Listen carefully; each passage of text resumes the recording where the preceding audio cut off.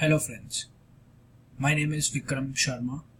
I am a student of mechanical engineering pursuing my masters in mechanical engineering at Indiana University, Purdue University, Indianapolis. Today I am going to be presenting my project that I have made for my mechanical behavior of materials class under the supervision of Professor Jing Yang. So, the title of my project is Analysis of Shell and Tube Heat Exchanger. So over the next few slides, I'm going to explain the process, the results and the conclusion that I've achieved through the use of various softwares like Creo and ANSYS to get to an satisfactory and important result with respect to shell and tube heat exchanger. My project is basically concentrating on the material aspect as it's my mechanical behavior of materials class. So my project presents an attempt to design, analyze and optimize a shell and tube heat exchanger. Shell and tube heat exchanger is used to transfer heat between two or more fluids of the various types of heat exchangers. Heat exchangers are used in various industries, but the shell and tube heat exchanger is probably the most versatile and widely used in most industrial sectors, especially the chemical sector. This is due to the low production and long life of the of the shell and tube heat exchanger. As I started this project, I took a reference of many papers that were published on shell and tube heat exchangers with respect to optimizing the design or the fluid flow. But every paper that I read through focused on the fluid aspect of the shell and tube heat exchanger. It never, most of the papers. But in my project, I'll be concentrating on the material aspect and the design aspect to achieve the same results, or results that are very satisfactory with respect to the reference paper that I have referred to. So, one of the papers that I read show the popular analytical techniques such as long mean temperature difference and effective number of transfer units, that is NTU, were considered in various analyses. Even the fundamental dimensional parameters accounts for the thermal and physical properties of the fluids and the heat exchanger materials according to various research analysis over the year. Major work to improve the efficiency or the design of the heat exchanger was basically dependent on the baffle plates and its different orientations to improve the overall performance.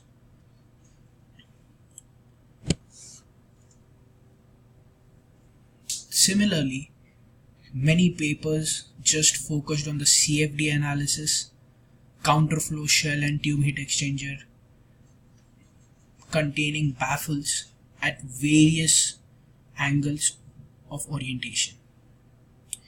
To study the heat transfer rate, pressure drop of shell side fluid and compare the results with Bell-Delaware method that was developed. Experimental setup is validated with the help of various correlation. The commercial CFD code Fluent is used to investigate the effect of baffle orientation and of the viscosity of the working fluid and the heat transfer and pressure drop in a shell tube heat exchanger in the domain of turbulent flow. All of the above work concentrates on the fluid flow aspect of the shell and tube heat exchanger, or on the design aspect which enhances the fluid flow, like baffle orientation. My work is unique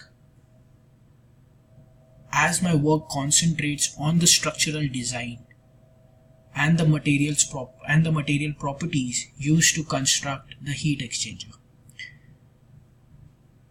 My work concentrates on making the heat exchanger robust so as to achieve minimum deflection without compromising the overall performance. I wanted to improve the efficiency of the heat exchanger with the help of the material properties of various materials like copper, aluminum alloy. These materials have a very high thermal conductivity, and this is one of the basic work that the heat exchanger does, that is transferring or radiating the heat from a higher temperature liquid to a lower temperature liquid. So even after constructing a simple model of a shell and tube heat exchanger, I focused and made use of certain strength of materials like the thermal conductivity of copper, the strength of aluminum alloy, to achieve a robust and efficient shell and tube heat exchanger without compromising the overall performance. My objective for the project was to obtain the most effective combination of materials so as to increase the efficiency of the shell and tube heat exchanger. The material used are selected on the basis of structural strength for the shell and the thermal conductivity for the tubes. This method of material selection provides a great opportunity for designing a very robust heat exchanger without compromising the overall efficiency. The selection of the material and utilizing them as per their mechanical properties is my sole objective for this project. So this is my model, which is very basic in design. It has two ends.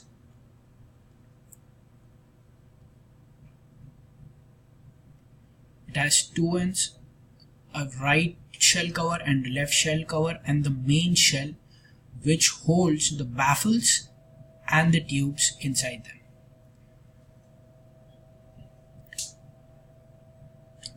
I used the Creo modeling application. I used the Creo modeling software to construct this simple design of shell and tube heat exchanger. After designing it on Creo, I used the ANSYS software for my further analysis, and this image shows me the basic meshing that I have done to my overall model. So in this model, I achieved 18,751 nodes and 4,835 elements. The number of nodes and elements are not very high and not very less.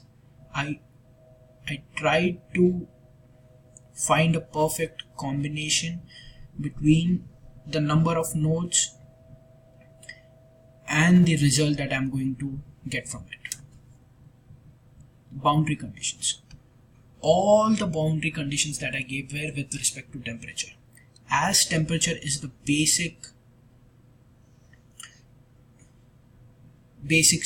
as temperature provides the basic stresses in the whole structure. The first boundary condition is the temperature of the right shell cover, that is 20 degrees Celsius. It determines the place where the cold liquid enters the shell and tube heat exchanger. The second boundary condition in the temperature is the temperature of the tubes, that is 120 degrees Celsius.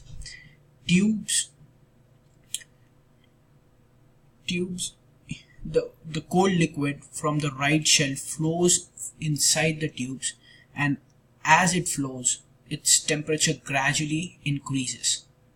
The third boundary condition is the temperature of the main shell, that is 260 degrees Celsius. The main shell holds the hot fluid hot fluid of which we have to reduce the temperature. The fourth boundary condition is the temperature of the left shell cover, that is 200 degrees Celsius. Governing equations. So the basic factors of my governing equations were the temperature, as you can see, the T1 Qg equals to Qk equals to Mk T1 minus T2 and T2 minus T1. So temperature is the basic aspect that provides all the stresses over the whole structure. Material properties. So here is the material properties of copper. As I've used copper in my design to achieve the best result, so here are the material properties of copper that were used. Results and discussion.